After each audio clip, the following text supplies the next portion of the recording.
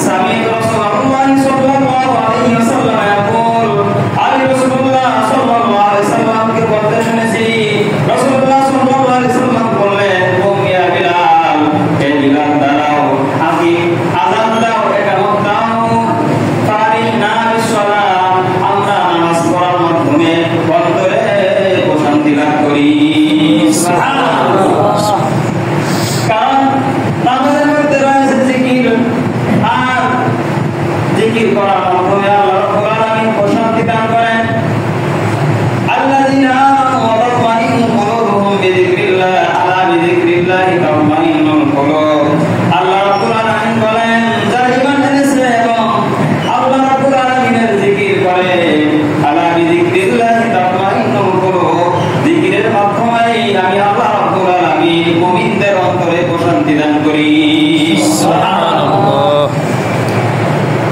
দুই নাম্বার ফায়দা সালাত আদায় করলে রাসূলুল্লাহ সাল্লাল্লাহু আলাইহি সাল্লামের কাছাকাছি থাকা যাবে সুনানে আবু দাউদের 1320 নাম্বার হাদিসের বর্ণনা عن ابي سلمة قال ربيعة سمعت ربيعة بن كعب الاسلمي رضي الله تعالى عنه হযরত আবু সালমা রাদিয়াল্লাহু তাআলা থেকে বর্ণিত তিনি বলেন আমি রবিআ ইবনে কাব আল-আসলামি রাদিয়াল্লাহু তাআলা আনহুকে বলতে শুনেছি তিনি বলেছেন কুনতু আবিতু মা রাসূলিল্লাহি সাল্লাল্লাহু আলাইহি ওয়াসাল্লাম আমি রাসূলুল্লাহ সাল্লাল্লাহু আলাইহি ওয়াসাল্লামের সাথে রাতে যাপন করতাম রাত থাকতাম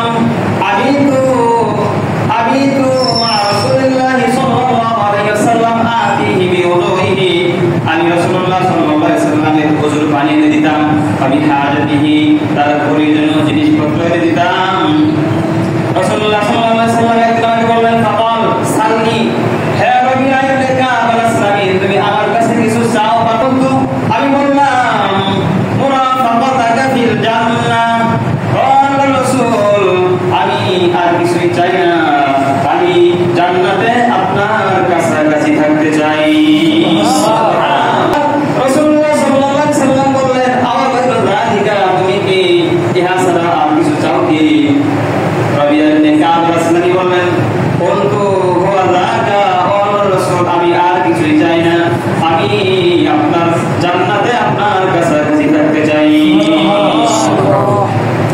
قال رسول الله صلى الله عليه وسلم বললেন ফারাইনি আলা নাফসিকা বিকাফরাতিস সুজুদ তাহলে তুমি অধিক পরিমাণে সিজদা করে অধিক পরিমাণে সালাত আদায় করার মাধ্যমে এই কাজে আমাকে সাহায্য করো সুবহানাল্লাহ অর্থাৎ তুমি অধিক পরিমাণে নামাজ পড়ো সালাত আদায় করো তাহলে আমি তোমাকে জান্নাতে আমার কাছাকাছি রাখতে সুবহানাল্লাহ তিন নাম্বার ফায়দা সালাত আদায় করার তিন নাম্বার ফায়দা হলো সালাত হলো আলো নূর আর যে ব্যক্তি সালাত আদায় করবে নামাজ আদায় করবে আল্লাহ রাব্বুল আলামিন তার অন্তরের মধ্যে আলো দিয়ে দান করবেন সুবহানাল্লাহ তার চেহারার মধ্যে আলো নূর দান করবেন এইজন্য দেখা যায় যে মানুষটা পাঁচ ওয়াক্ত সালাত আদায় করে নামাজ পড়ে যদিও তার চেহারা কালো কিন্তু আল্লাহ রাব্বুল আলামিন তার চেহারার মধ্যে এক প্রকার আলো নূর দান করে দেন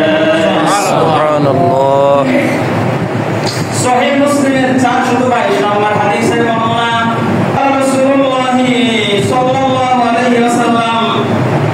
রাসূলুল্লাহ সাল্লাল্লাহু আলাইহি ওয়াসাল্লাম বলেছেন as-সালাতু নূরুন নামাজ হলো আলো আত-তাহুরু শাতরুল ঈমান পবিত্রতা হলো ঈমানের অঙ্গ পবিত্রতা হলো ঈমানের অঙ্গ ওয়াস-সালাতু বুরহানুন আর সদকা দান সদকা আমরা দান করি এটা হলো জান্নাতে যাওয়ার জন্য দলিল সুবহানাল্লাহ সুবহানাল্লাহ ওয়াস-সাবরু দিয়ান আর ধৈর্য ধারণ করা এটা হলো জ্যোতির্ময় এটা প্রকার আলো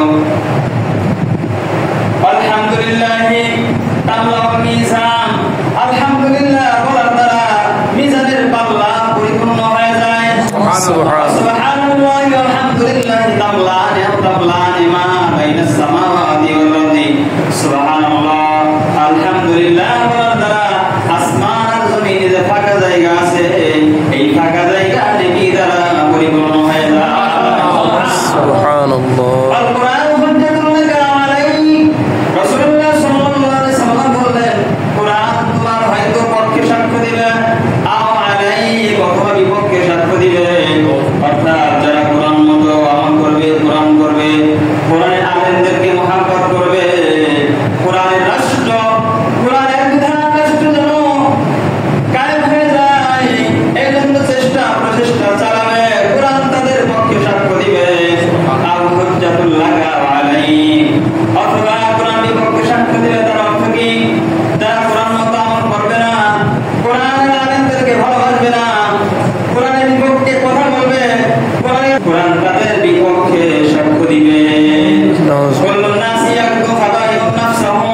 প্রতিটি মানুষ নিজেকে বিক্রি করে দেয়।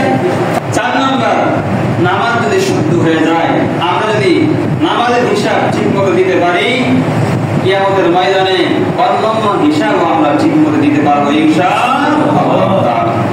সহিহুল জামির 2573 নম্বর হাদিসের বর্ণনা।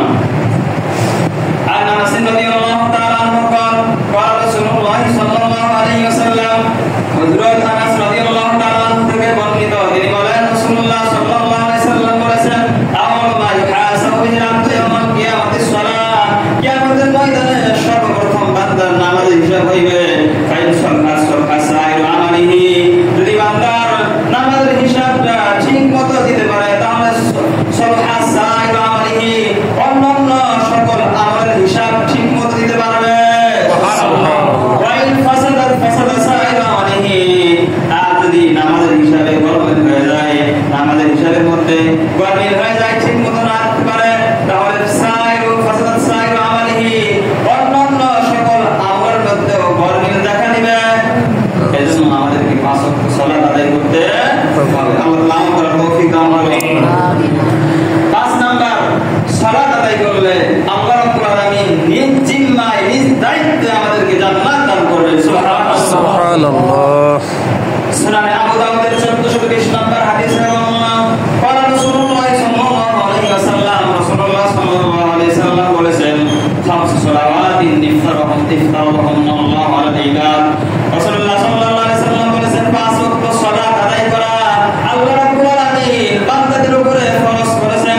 ফামান শাআ বিহিন্না, যারা এই 5 ওয়াক্ত সালাত আদায় করবে, লাম ইউবাইয়িনহুন্না ইস্তিগফারান বিহাক্কিহিন্না, 5 ওয়াক্ত সালাত আদায় করবে, এটাকে হালকা মনে করবে না, আল্লাহর বিধানকে তারা হালকা মনে করে ছেড়ে দিবে না।